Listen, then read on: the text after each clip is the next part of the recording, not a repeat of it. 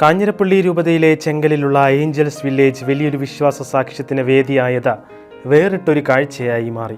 പൊൻകുന്നം ഫെറോനയുടെ കീഴിലുള്ള 14 ഇടവകകളിൽ നിന്നുമായി ആദ്യ കുർബാന സ്വീകരിച്ച 150ഓളം കുട്ടികൾ അവരുടെ സന്തോഷം പങ്കുവെക്കാൻ ഒരുമിച്ച് കൂടുകയായിരുന്നു. വലിയ ഉത്സാഹത്തോടും ആനന്ദത്തോടും കൂടിയാണ് സമയത്തിന് മുൻപ് തന്നെ അധ്യാപകർക്കൊപ്പം അവർ ഏഞ്ചൽസ് വില്ലേജിലെത്തിയത്. Angels village director father Roy Mathew Vadakkel, Ashanilayam special school principal sister Litty Xavier എന്നിവരുടെ നേതൃത്വത്തിൽ കുട്ടികൾക്കും അധ്യാപകർക്കും ഊഷ്മളമായ വരവേൽപ്പ് നൽകി. ഏതാനും ദിവസങ്ങൾക്ക് മുൻപ് സ്വന്തം മാതാപിതാക്കളുടെ അകമ്പടിയോടെ ഇടവകപ്പള്ളിയിൽ ഈശോയെ ആദ്യമായി സ്വീകരിച്ചതിൻ്റെ മധുരിക്കുന്ന ഓർമ്മ ഒളിമങ്ങാതെ മനസ്സിൽ സൂക്ഷിച്ചുകൊണ്ടാണ് അവർ ഈ സംഗമത്തിനെത്തിയത്. തൂവെള്ള ഉടുപ്പും മുടിയും ധരിച്ച് തിരിയുമേന്തി അവർ വീണ്ടും അണിനിരന്നപ്പോൾ മാലാഖമാരുടെ ഗ്രാമം അതിമനോഹരമായി.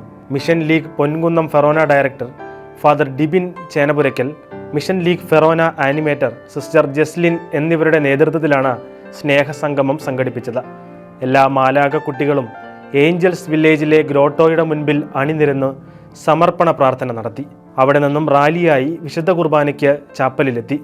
ഫാദർ റോയ് മാത്യു വടക്കേൽ അർപ്പിച്ച ദിവ്യബലിയിൽ എല്ലാവരും ഭക്തിപൂർവ്വം പങ്കെടുത്തു. ഫാദർ ജിബിൻ കോമ്പാറ നിരപ്പേൽ ക്ലാസ് എടുത്തു. സ്നേഹവിരുന്നോടെയായിരുന്നു സംഗമം സമാപിച്ചത്.